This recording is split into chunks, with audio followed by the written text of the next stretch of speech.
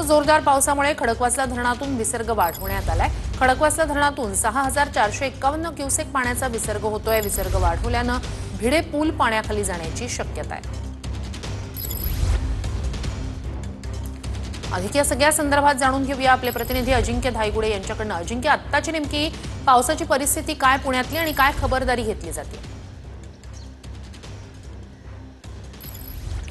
श्रुती अगदी बरोबर आहे। काल रात्रीपासून पुण्याला आणि पुण्याच्या घाटमाथ्याला पावसाने अक्षरशः झोडपलेला आहे। आता सकाळपासून पावसाने उसंत घेतली असली तरी रात्रभर घाटमाथ्यावर आणि शहरात मोठ्या प्रमाणात पाऊस पडल्यामुळे खडकवासला धरणातून पाण्याचा विसर्ग जो आहे तो वाढवण्यात आलेला आहे आणि जवळपास 6500 क्युसेक्स वेगाने मुठा नदी पात्रात खडकवासला नदीमध्ये विसर्ग करण्यात येतोय आणि नागरिकांना देखील सतर्कतेचं आवाहन करण्यात येतंय।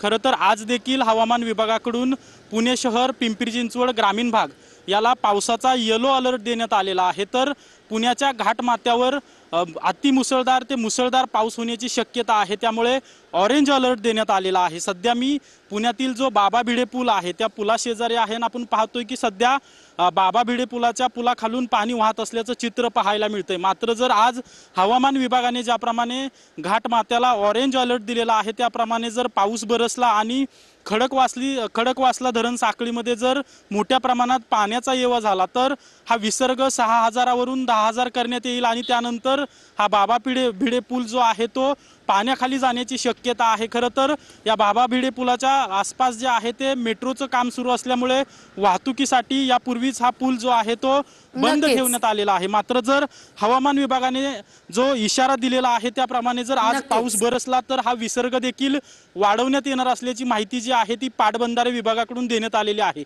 नक्कीच अपडेट्स घेत राहूच। तुर्तास धन्यवाद तुम्ही दिलेल्या संपूर्ण माहितीसाठी।